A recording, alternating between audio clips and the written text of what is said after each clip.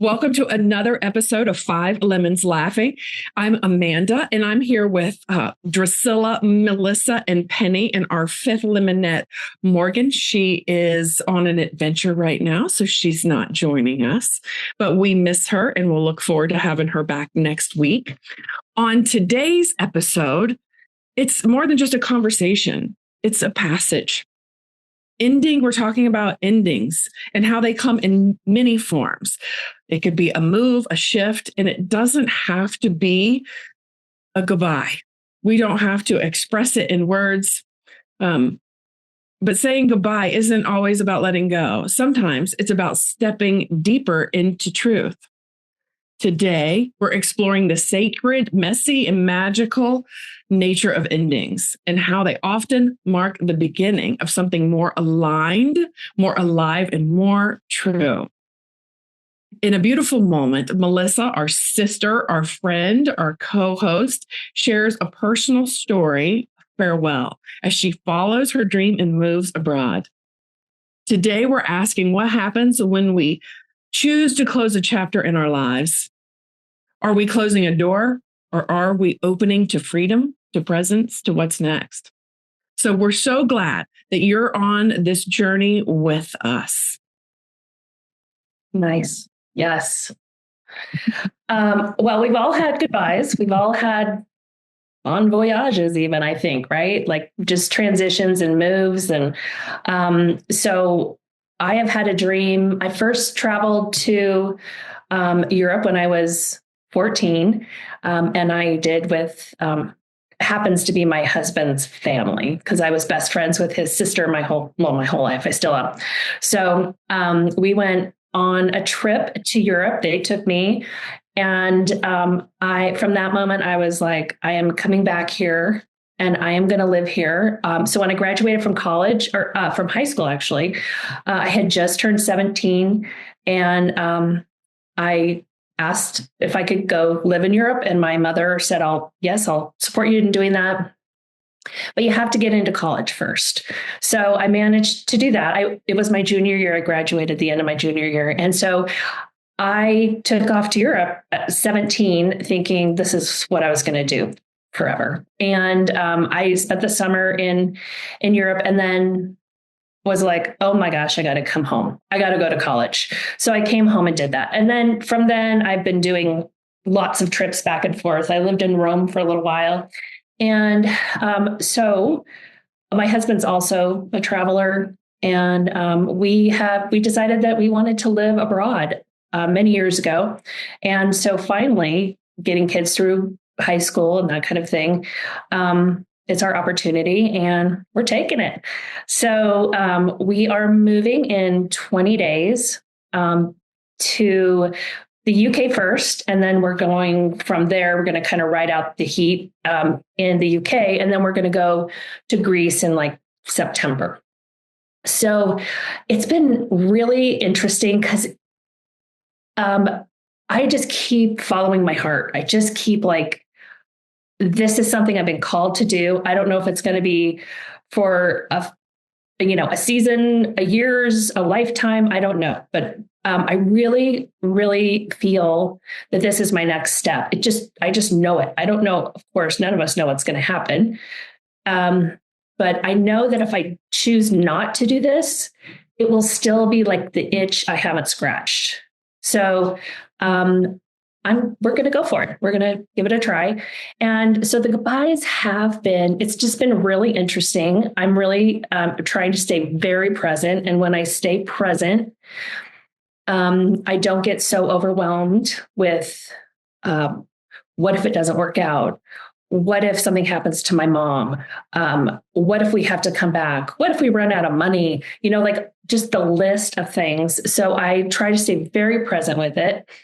And I'm about to enter like the real goodbyes. I've had a couple friends want to do like a going away party.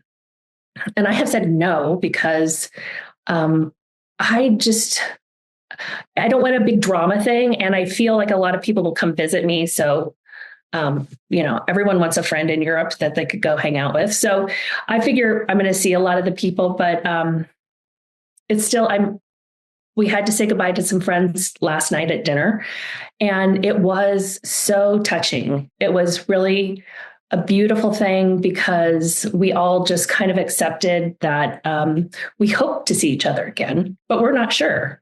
But we all got to say we love each other. And the gentleman that's been a friend for a long time, he lived on the East Coast, and then through us, he came to Colorado. So he was just expressing how thankful he was that he's in Colorado, and that it was, our friendship that brought him here. And it was just sweet. It was so sweet. And so I've been thinking, like, what's going to happen? Like, who's going to take me to the airport and put me on the airplane and say goodbye? I think it's going to be my youngest son or my mom. And that's kind of like, oh gosh, that's really real, really real. But again, like, I just, I don't know. It's something that I can't, like, it's just part of the process. The goodbyes are going to be part of my next step. And the goodbyes don't have to be an ending, and they don't have to be a final, or like, I'm never going to see you again. I don't know that for sure. And again, if I just stay present and in love, I told our friends last night, we love you so much. Like, I just want people to know that are in my life, that I love them so much. So, like, in this podcast, I'll still be here. I'll just be tuning in from Europe. So it's not a goodbye. And I hope to see, again, some of you in Europe, I'm gonna just let people know that if they're coming across the ocean, call me or text me or WhatsApp me, because you never know where I am, and I could come meet you. So, I don't know. It's a big bittersweet thing. It's a big, like, full heart process. Gosh, Melissa, it's reminding me when you say that it's like bittersweet. It's such a full heart process. It's like you get to do all these quote unquote goodbyes, but still stay alive. A lot of times we do these goodbyes when somebody has died. And so you get to do this now, be alive, feel it, be with it, enjoy it. And I think that's just so beautiful. That's what just popped into my head. I don't know. I guess I have a lot of death in my family at times and stuff, but that's the way I think life should be. Yeah. Let people know how you feel about them. Yeah. Mm.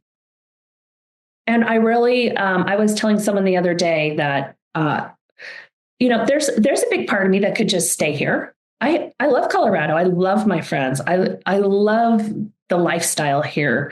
But I feel as though I am on a side of a cliff, and I am going to take the step off the cliff, not in a bad way, just like just an unknowing. And I honestly, in every part of my body, feel that I can't turn around.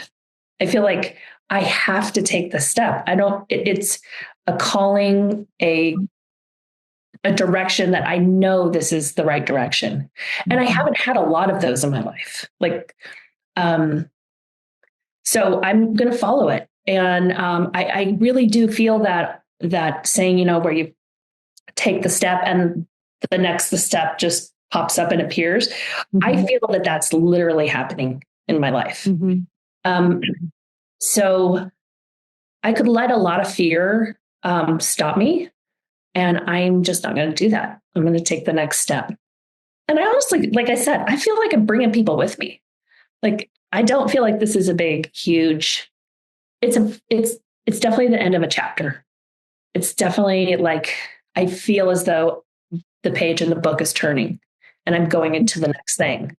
And I do remember, speaking of goodbyes and stuff, when I was a young person, like literally right out of high school, I think, I noticed that there was a tendency in my family to meet people, be with people really closely, and then cut them off and then move over here and then be with these people. And then that ends and you never talk to them again. And so you just keep moving through this thing. And I used to think it's like a tree that my family would plant, and then they'd move over and plant another tree, and then move over and plant another tree, instead of planting a tree and letting the branch come out, and then still being part of that tree, but letting another branch come out. And I remember going to therapy when I was a young, like, high school person, saying, I don't want to do that in my life. I want to be the tree that has the branches. I don't want to just write people off and start growing a new tree. So that's kind of how I feel. I feel, well, and I also have been thinking how COVID and Zoom meetings and all the things that we got used to in COVID and just social media, it has kept me very connected to people that are on different branches of my tree. Like, I'm very still communicate and talk to my grade school friends. I'm going to Europe to stay with one of our best friends since I've been in like third grade. That's who we're staying with in the UK. And then I have some college friends still, some high school friends still. I have my beautiful group of friends in Denver that we all met when we first came together to raise children in preschool, when our kids were in preschool. And now I have you guys. So as a full adult lady. So I love these relationships I have, and they're all part of my tree. They're just part of different branches. And so I love that our new technical world, our new digital world can keep me connected with everybody. And I really also feel that going abroad without this would be more difficult for me. Like, I feel I'm taking my whole community with me because all I have to do is open my computer and talk to people. So that's a huge blessing. Right. Yeah, that's definitely evolved, hasn't it? Yes. Yes. Yes, for sure.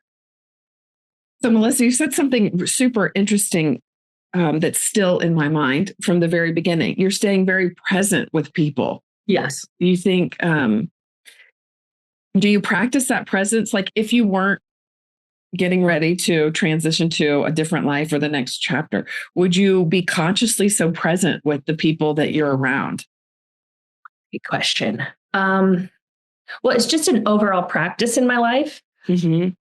And also, it's part of being grateful. I think there's a gratitude practice really woven up in that I do count my blessings every day for the people in my life. And so that keeps me really present with them. But no, I think this has like helped I can be present, grateful, and real all at the same time. Like the people that we went out with last night, I was present. I was grateful. I told them I love them, but it was also real. Like, we don't know when we're coming back. We hope we see you. If you come to Europe, please let us know. Like there were no like big promises. So I think it is making me, I think it's another level of being present that I'm learning. And I also think it is what is keeping me from being super fearful and sad.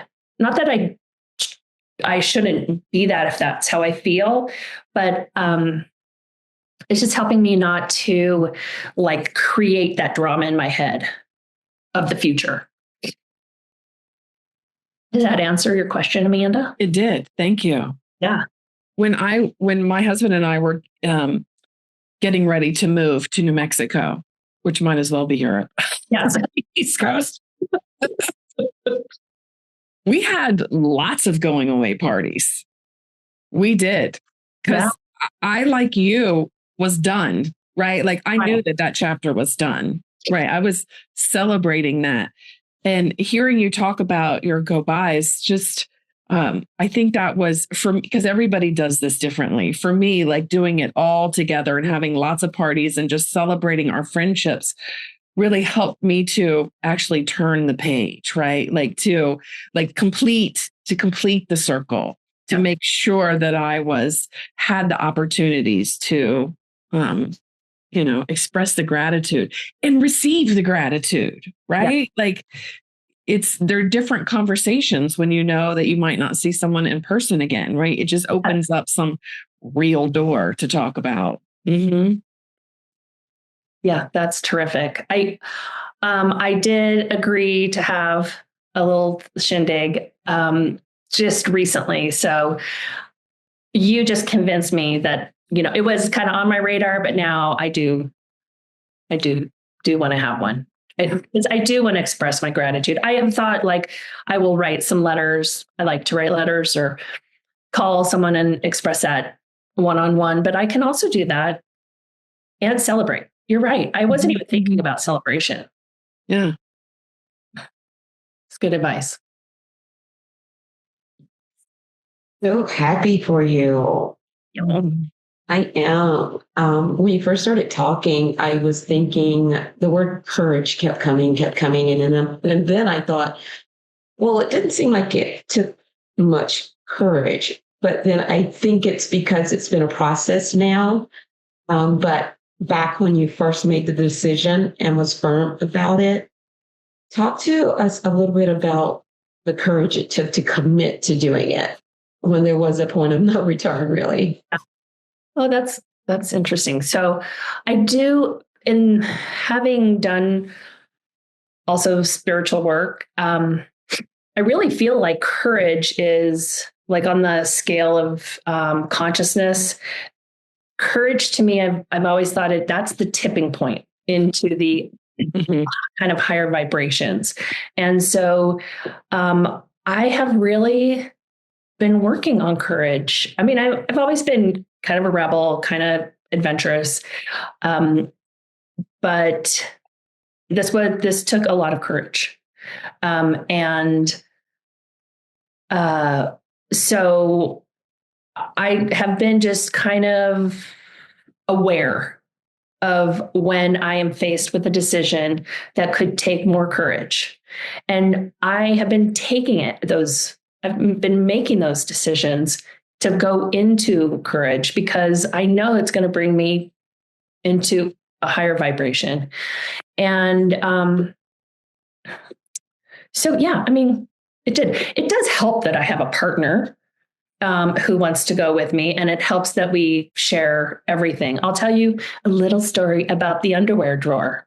Oh, fun. Okay. So this weekend, I have almost my whole house emptied. And so this weekend, I was doing my closet, and I have had the same like underwear kind of like IKEA bin thing that you pull out probably for like 15 years. And so whenever I've traveled or done anything, this has never been on my radar before this weekend, but I always had my stuff in the same place. And so I've been moving out lots of things, dishes, old clothes, all that stuff. But when it came for me to move my underwear drawer thing, it was so emotional for me because it was like, this is my nest. These are the little parts of my nest that are always here, that whenever I go away, I can come back to my little nest, these little parts. And it really hit me. And I came in, I told my husband, I'm starting to feel fear of not having a place to come back to. And like, where are we going to land? And like, it opened up those thoughts that I have been not really, just didn't let it consume me. But I felt it this weekend. Like, a little bit of oh shit, and, and a little bit of sadness, like, oh my gosh, this is really real. Like this chapter really is closing. And so I went in and told my husband, I don't know what to do with my underwear drawer. Like I feel like I can't get rid of it because it means so much. It's, so much to me. It's symbolic. And he just looked at me and goes, well, we're going to have to build you a new underwear drawer. and I was like, oh, that is so great. Like, and it just really made me, at first I was like, you don't understand. But then I was like, oh, he's so right. We'll just make a new underwear drawer, Yes. and that for me took courage.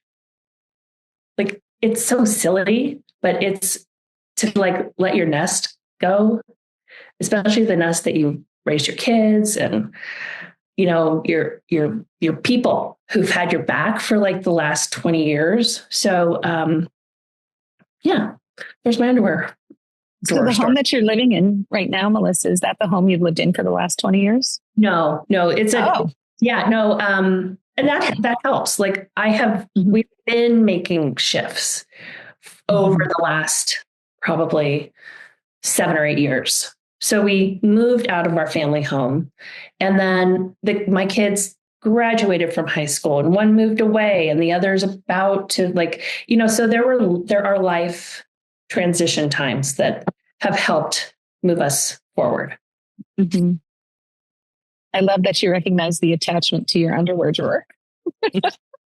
And I was like, it's a fancy thing, or there's fancy underwear in there. TMI, Melissa, TMI. My husband, it doesn't matter. No, this is a total side note, but I was like young bride, and I was like lingerie and stuff, and never once did I have my husband say, I love it. It's beautiful. Well, today I had this jog bra on, and I came like, oh, I love that jog bra. And I'm like, oh my God, this is going to be a cheap date. Because I'm very practical that way. So that's hilarious. Yes. Thank you for that little side journey. I love it. I love it. See, we just, we make up so much stuff that isn't even real. Hey, Melissa, though, I have a question for you. So you've been emptying your house and you've been really lightening your load, right? And so I'm just curious, the question is like, how does that feel to be releasing stuff that you might have been attached to or not attached to? Just like, how's that all working for you? Well, I'm a minimalist anyway. So I don't hold on to a lot. However, my husband's not a terrible hoarder, but like he's a collectible hoarder. He likes collectible stuff. And so for me, it's not hard. However, you want to know this interesting story. However, last night at dinner with our friends, I get a call from my 22-year-old son who said, Mom, did you throw away my little wooden dog I bought in Switzerland? And I was like, and I had so much emotion about that because it just triggered so much of my codependence of I'm so sorry, I didn't mean to hurt you. And so I'm just having all these amazing realizations through it. And I got to sit with myself last night and go, why does that, and all this stuff I'm doing, all the cupboards I'm cleaning out, the garage and the loads of tools and years of stuff. Why does that one little dog that disappointed my son so much trigger me so much? And it was just like that old codependent mom or like Penny that you said before, like throwing the pillows down for the kids to land on, like this, like I don't want to hurt my kid. And I just found it so crazy that out of the whole house and everything going on, and also like handing off my business, selling 4 cars, like that this little dog was such a trigger. But if you went below the codependent mom stuff, I think there's something deeper than that. What do you think is below that? I'm just wondering if you if you can see anything below that. Well, Did it trigger? it definitely like having to take care of people's feelings. I grew up having to take care of my parents' feelings. Mm-hmm. And my sister and I were like on guard, like what's going to happen next? When's the other shoe going to drop? So we have to pick this up and fix it to move on in life. And that's kind of how it was. I honestly was like, there is something really big for me here with this dog. And I need to just sit with it and let it. And you know what? It's from our episode of not doing the spiritual bypassing. I was like, how can I not spiritually bypass this? Like, how can I let those feelings really soak in that this has triggered me so greatly? Like, so yeah, it's just a big, great learning thing. And I know I kind of veered from your original question, Penny, but no, I think you're digging a little deeper and realizing that it's probably comes from your childhood and having to keep your parents happy and not disappoint them. And so there's probably something there is what I was thinking, that it's something deeper than your codependency as a mom. Yeah. Yeah. But besides that, like the underwear drawer story, like the stuff and clearing stuff out, and lightening the load, that stuff doesn't bother me at all. Like I'm a purger. I love it.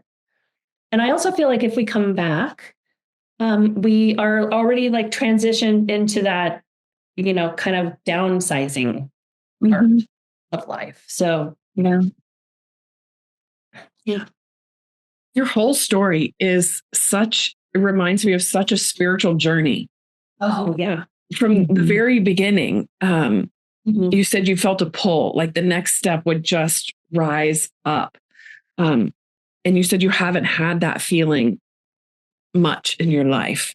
I think it would be really important to describe that a little bit more. Like if someone is listening to this and is having some doubt about a next step, like what does that pull feel like? How did you know? No. Well, another story hopefully would demonstrate this. Recently, I went to Palm Springs to visit a girlfriend, and I love the desert, and I love that area. And I grew up going there as a young girl, and it means a lot to me.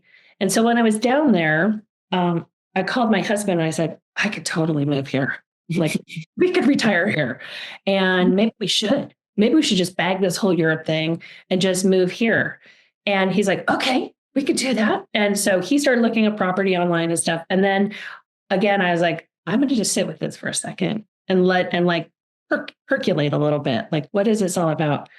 And I realized with just sitting with it that even if we did that, I'd still want to move to Europe. Again, like it's the itch I just need to scratch. And then who knows what's after that. But like, I can come back and go to the desert. It's always going to be here, hopefully. So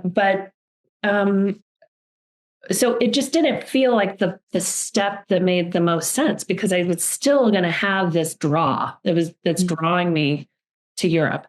So does that answer your question, Amanda? Like, so essentially I tried on other realities. As I tried on other realities, I kept wanting this other one. And I knew I could move to Palm Springs tomorrow if I wanted to. But when I get there, will I still want to do this thing that I want to do? Yes. So, yeah. And then I guess the other thing too, like in 12-step groups, people talk about like doing a geographical move. Wherever you go, there you are, right?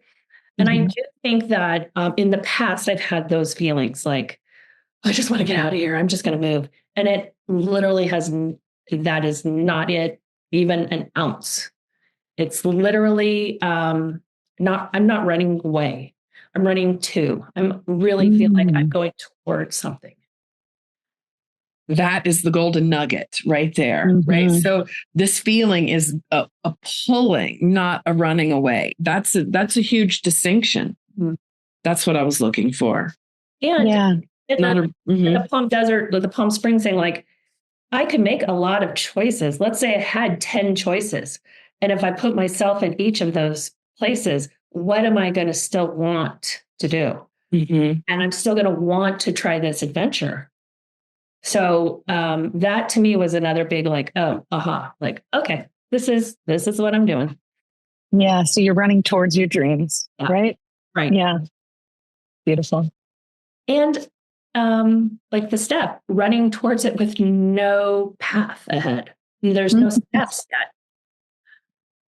You know, I think 15 or 20 years ago, whenever I started my coaching career, there was a book that we read during my coaching academy, and it was Build the Bridge as You Walk It.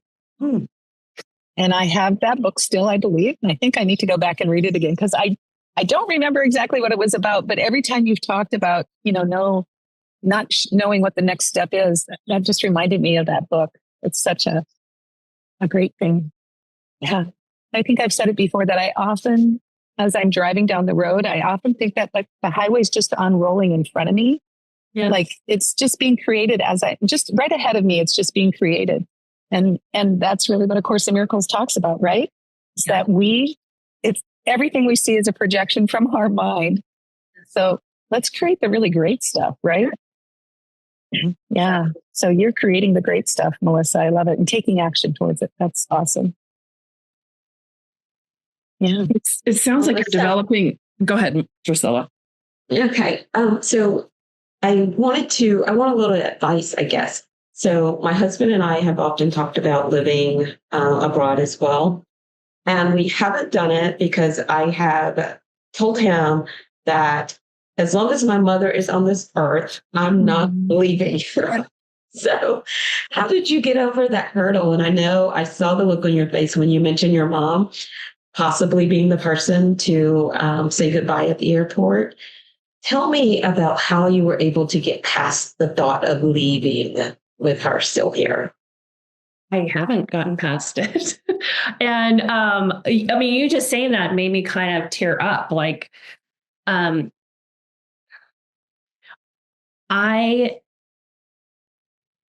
have discussed things with her and she was like, go, you've wanted to do this your whole life. Go do. So I've had her blessing. And the other thing is, it's so funny you mentioned this because I was literally talking about this last night on the way home from dinner. I told my husband that recently I told someone my mom was very hands off as we were growing up. And I told my sister, and my sister was just burst out laughing. She's like, well, that's a good way. That's a nice way of putting it. Because, she really was like, we were on our own a lot. And it's very weird to have this independent mom, independent of the family, become dependent. And she's become dependent just as I want to leave. So it has been a big struggle for me. The struggle is a worry about her, not that I'm the one that has to take care of everything. So I've made that distinction. And the other thing, again, with technology, like I talk to my father every day and I talk to my mother less, but very often. And now I'm going to be like at 3 o'clock, 4 o'clock, 5 o'clock in the afternoon when they wake up, and they can call me right when they wake up and we can talk as much as we do now, and we can FaceTime and that kind of thing. So, my mom lives in the same town as me, but we don't see each other like every single day or even every week. So we kind of have that. That's the reality. But I guess the part is I do worry about her. And it's been a struggle. And I won't be like, I'm such a bad girl for leaving. I'm not going to let myself go down that road. And I did ask her to come with me. And I did did tell her all about the healthcare system. And I said, you can live with me. We'll, make sure you have the doctors. And she said, no, I'm really comfortable here. I like to know my space. I like to know my neighborhood, my neighbors, where to drive down to the grocery store. So I made my decision and she made her decision. But it is hard. It still sounds courageous, and a part of me feels like even my saying it, I would need to make sure that it's not an excuse to hold on, Yeah. to be attached to, something, not necessarily her, but an attachment to this life, this area, this whatever. So by no means did I intend to make you feel guilty about it. Oh, I know. Really was to kind of help me to inquire about what it is I'm feeling when I do say it myself. Well, you know what else kind of feels like it lets me off the hook a little bit is that most people I know don't live in the same town as their parents. Like literally, if you start thinking, if I start thinking about all the people I know, even my sister does not live in the same state as our mom. So everyone has made choices like that. So there's no requirement. I'm not required to be here. And I just thought I had an obligation because I lived in the same town. But then I started realizing most of my friends don't even live in the same state as their parents. So that also let me kind of off the hook a tad. Well, I love that you're following your dreams. I mean, I watched my mom and she really wanted to be living someplace different than where she did, but she felt the obligation. I don't know if it was an obligation or just really she really wanted to be there for her parents as they aged. And then my dad died quite young, and then his mother lived to be quite old. And so then I heard my mom always say, well, I'm going to be here until grandma and grandpa, my mom and dad, mama and papa pass away. And then it was, okay, I'm going to stay here then until, Ida passes away. And so but she never moved. She never got to do what she really wanted to do. So I think it's inspiring that you're doing it. You're going off and doing it. And you're doing it in a mature way where you're having conversations with people and, especially your mother and your sister and your father, and talking to them about, the ramifications of being 10 hours away, a plane ride or a full day's travel to get back to them. And that's just the way it is. Right. And it's not insurmountable. Mm-hmm. Did I cut out?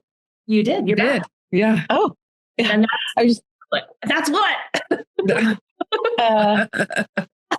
It's not insurmountable, is what I was saying. No. It's easy to get on a plane and get back in a quick amount of time.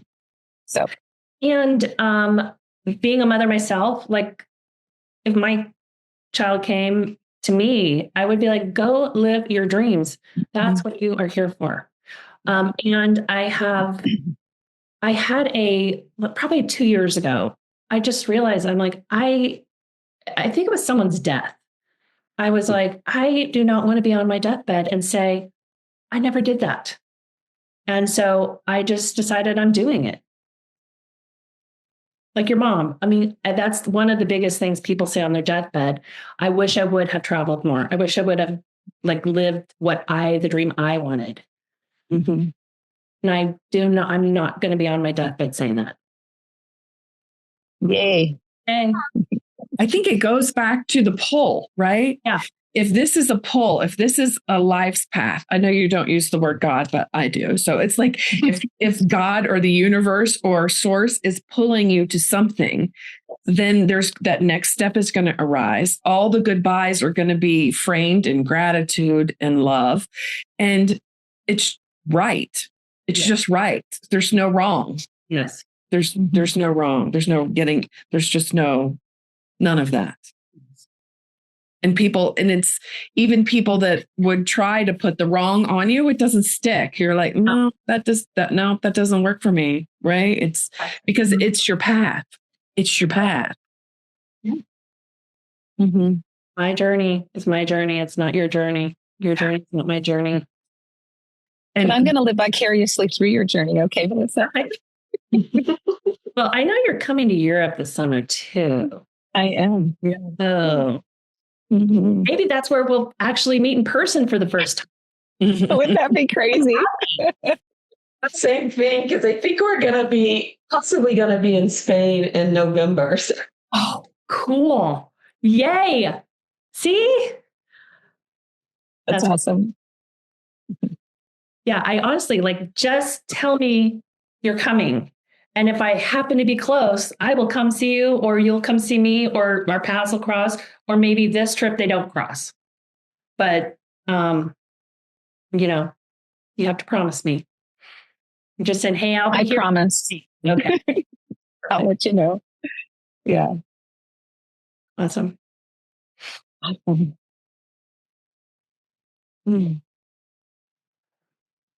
Such a beautiful conversation today. So many ahas. I have a few post-its if you'd like to see Yes. them. Yay. thank you so much, Melissa, for sharing today. Mm-hmm. Yeah. Thank you for walking your path. Thank you. Yeah. Mm-hmm. And including us in it.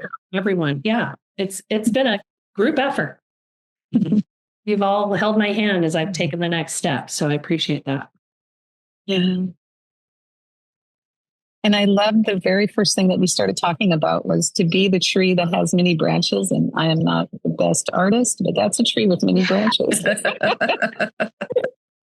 And then I really love too, Melissa, that you said that you're just being really super present, grateful and real. And that's interrupting all the negative thoughts, all the fear thoughts that keep, that